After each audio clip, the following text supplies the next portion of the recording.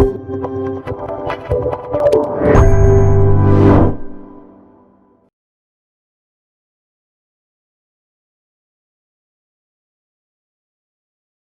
thanks for joining us today. I want to introduce everybody to Jamie Roupp, the Managing Director of JLL based in Denver, Colorado. Welcome, Jamie. Thank you, Jamie. Yeah, Jamie and Jamie. It's the Jamie and Jamie show. It can't get any better than that. So Jamie, I'm interested in hearing from you today around a variety of things that obviously we've worked together extensively in the past on lots of your key project, a lot of ground up development where we've been collaborating with you to sort of show a vision of the future of what this building or project will be at some point in the future, and given you tools to give virtual tours. What I'm really interested in hearing from you is, how you initially got interested in XR, or how you found out about XR as a technology, because it's been many years that you've kind of been thinking about and using these different pieces of technology within the commercial real estate, which is somewhat unique. You got a really, really early start when others, I think in the commercial real estate world, were still thinking of just really traditional kind of marketing assets. You already had a spark or an idea of, hey, there might be other interesting or cool ways to do this. So how did you first come to learn about XR or get interested in it? Sure. The first project that we worked together on was a speculative office building developed by Hines in downtown Denver. And when we were marketing that project, we solicited responses from CGI and or branding companies really across the country. And Altoura quickly rose to the top and was selected. That was in part client driven, although we participated a lot in that project. And the collateral that was created was truly best in class. And that was the objective of the client when they were developing a 700,000 square foot spec office tower. They wanted to make sure that the marketing collateral reflected that. What was most unique about the collateral we created, I think there were two pieces. One was, well, three, I guess, best in class renderings. Two, a animated video that was sort of a day in the life of the video of the asset, and then virtual reality experiences that allowed us to showcase what the building would look like when it was finished, from the lobby to the amenity floors, as well as hypothetical layouts of floor plans above. And we used that marketing extensively, in some cases in a boardroom, in some cases with an iPad while we were standing on site, being geocoded to the location of the rendering we were looking at. And then in other cases, just in sort of follow-up emails with key decision makers who might not have been able to make the tour, being able to showcase the asset for those folks that weren't present was super helpful. Yeah, that's awesome. That's a great background. Jamie, I'm interested to understand a little bit more. Can you walk me through in a few short steps what a typical broker marketing tour looks like? And I want to then contrast that with what is happening now in light of this COVID pandemic and how you see things evolving into the future. But it'd be helpful, I think, for people to just kind of understand the motions of what happened 6 months ago or 4 years ago in a traditional tour, and how do you see that evolving and changing? In the past, we would all stand together and shake hands and greet each other that way. Not sure how many people will be shaking hands moving forward. But with that said, typical property tour often depends on how familiar a tenant is with a market. And if a tenant is not familiar with the market, sometimes we'll have new to market tenants that are looking at Denver coming out of the Bay Area, for example. In those cases, we'll spend more time initially discussing the neighborhood and key landmarks, access, public transit, hotel, dining, etc. But if I'm touring a tenant that's familiar with the neighborhood, we'll spend 100% of our time focused on the asset. And typically the tour path will include the building's amenities in advance of touring vacant suites. And in some cases, if we're touring a large block of space, there'll be a marketing center which highlights a lot of the building's features, and we'll either start or conclude our tour in that space, which allows us to sort of summarize everything in one place. I believe that a virtual tour can accomplish a lot of what an in-person tour will address. However, conducting an in-person tour allows for discovery, for me to understand what a tenant needs. It also creates a forum for me to answer questions a tenant might have about the asset, the market, or its competitive position. And then additionally, it sort of allows me to sell the asset and to ascertain that the features and the competitive advantage of the asset are highlighted. And then finally, I anticipate that a tenant will likely never commit to a space until they've actually toured it in person. And so with that said, a virtual tour is a good first step, but I anticipate we'll still need people to be kicking the tires, experiencing the presence of the lobby, the security, and all of the other elements of a building that you can't quite capture on a virtual tour. Right. No, that's a great point. You brought up something that I think is really interesting. You were talking about the importance of you to be present on the tour, to answer questions in real time, or to help address or maybe even guide the tour, because you know your client, you know their needs, and so you're able to sort of match features of the building and explain them to this person in real time. And it brings up an interesting thing that we've seen, a passive tour versus a collaborative tour. Nice. So a passive tour where maybe it's just a web link and you send out, I know we spoke a little bit about Matterport a little bit before the call, where you maybe just have a link and you send somebody there, they're on their own, walking through the tour and making up their own mind as they go, versus the ability to be collaborative, connected with voice over IP, just like we're having the Zoom meeting, but be together inside the virtual experience, walking somebody around where you can see exactly what they're seeing on their device as you're seeing it on your device. That is a step closer towards that physical connection that is so important in commercial real estate, where you can actively answer questions and give a guided tour. And so that's something that I'm really excited about.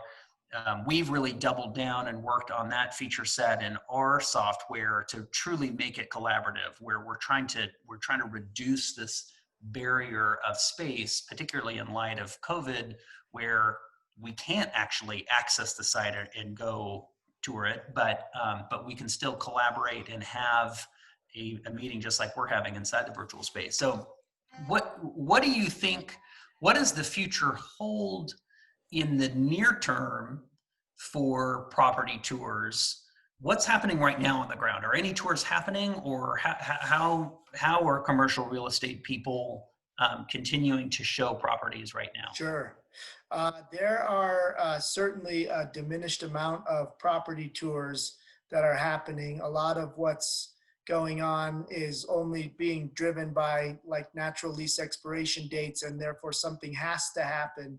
Anytime something doesn't have to happen in this sort of period of uncertainty, things are just being delayed. I have conducted tours, and in those cases, people are wearing masks and gloves and it's a little awkward, but in most cases it's really just a process of information gathering and waiting for a period of time when it's appropriate to again tour real estate. The Department of Regulatory Agencies, which oversees commercial real estate license holders in Colorado, did make a position statement that touring real estate was not an essential business. And so that makes it relatively easy to defer a tour to a later date. But in the meantime, we are definitely having a lot more success with building virtual assets already created, and or in some cases videos if it's an existing building and there's a video that highlights the features of the building. There's been a pretty strong rush, JLL amongst others, other of our competitive shops doing the same thing, to get a sort of a catalog of vacant suites so that whether it be via Matterport or another technology camera, that folks can, self-guide a tour. What you described, Jamie, though, about being on a Zoom call or being able to sort of frame the narrative in dialogue is super important. And I think that would be better than a passive tour, not as good as an in-person tour, but probably a great middle ground. Between you and me, I anticipate that this is a short to midterm solution, because I anticipate that once testing and treatments and or vaccines are available, we will hopefully be back to business as usual. It could be as many as 12 months before that's the case, and we still have, real needs to be leased. So it's a great interim solution, but hopefully not a long-term one. Right. That's excellent. And Jamie, I don't know if you don't have any, that's totally fine, but do you have any metrics, or when you're trying to decide, should we do a virtual tour for this project or not? What are the metrics? Are you seeing increased or decreased time to lease up an asset, or is a virtual tour a differentiator, or what is kind of the ROI, or can you quantify why you would choose to have a virtual tour? It's difficult to quantify the ROI. I can say that there's a few really meaningful purposes that I see people gravitating towards. One is, when it's new construction and you've got a large development budget, it's easier to justify the cost or the budget of digital marketing, and it allows us, you and me, Jamie, to push the envelope when we're working on large scale new developments that have marketing budgets for renderings, videos, virtual reality, augmented reality, etc. The other case I see it in is certainly when an asset is positioned for sale. I'm just an agency leasing broker, and so I'm in the agency leasing space, not actually selling an asset. But if I know that an asset's coming to market and we've made a bunch of improvements to amenities, lobbies, common areas, or really neat built out space, getting that stuff sort of cataloged and highlighted in a video is super helpful. And then the last piece that I see with clients is oftentimes, clients are raising their next fund, and they like to point to existing assets that they've had success with in that fundraising effort.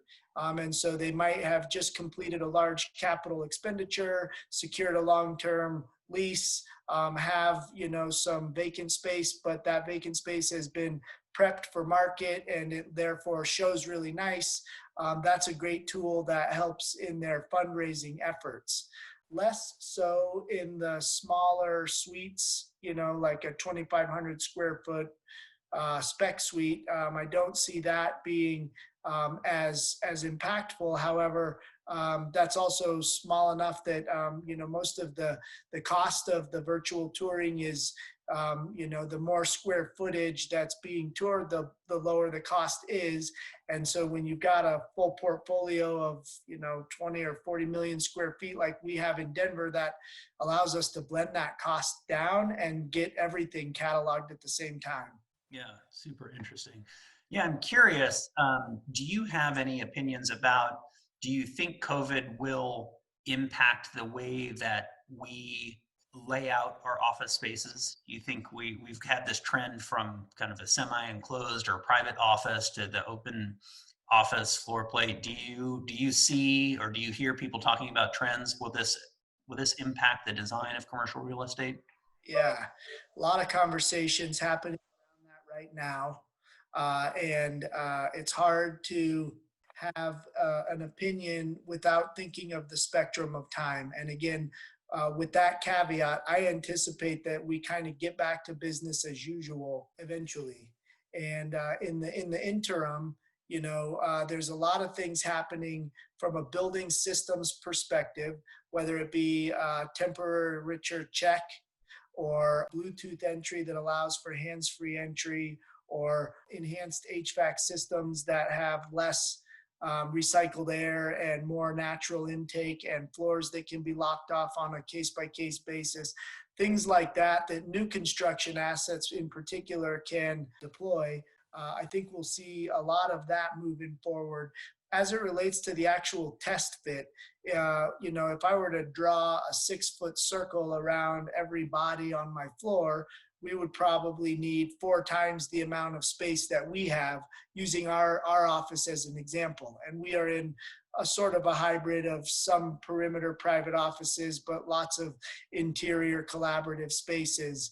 And even if you drew 6 feet around every person, restrooms and conference rooms and kitchen areas and elevator cabs, and I just don't see the opportunity to actually create that sort of level of social distancing with precision. Right. And so I think it's something that probably everyone for a while will agree that, we can keep our distance, but what happens to sporting events and music venues, restaurants, and all that stuff? I guess I just don't know if this is the new normal or if it's not. With that said, I do think that the pendulum will swing back a little bit away from the denser layouts. And what's challenging about that, from my perspective, leasing new office space that requires a high rental rate to justify the cost of development, a lot of tenants are able to justify that cost because they are being very dense with their layouts. And if all of a sudden it's taboo to have 1 employee per 150 square feet, all of a sudden that puts pressure on that rental rate, and I might not be able to convince a tech tenant, for example, to pay up for that. Right. No, that's interesting. And it's making me think. We do a lot of work with some big corporate tech companies that have campuses all over the world. And they're trying to visualize these small TIs within existing spaces. And they're using Altoura, where it may only be a space that's 20 feet by 20 feet, but we'll show different test fits where you can align the full-scale augmented environment with that actual environment, and being able to show what different densities look like.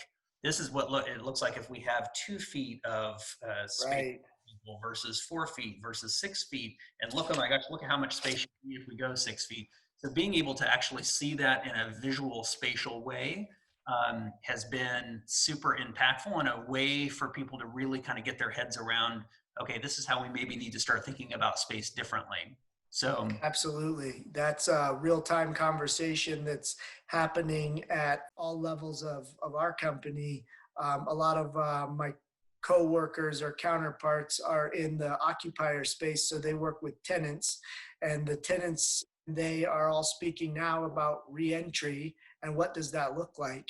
And it's a little more difficult to, retrofit an existing space. If you're in build out or design now, it's different. But then in the sort of where we already have our space built out, what are we going to do so that people are comfortable, coming to work? And they're talking about teaming and having, half of a group work on Monday through Wednesday, and then the other group Thursday to Friday, and sort of alternating that.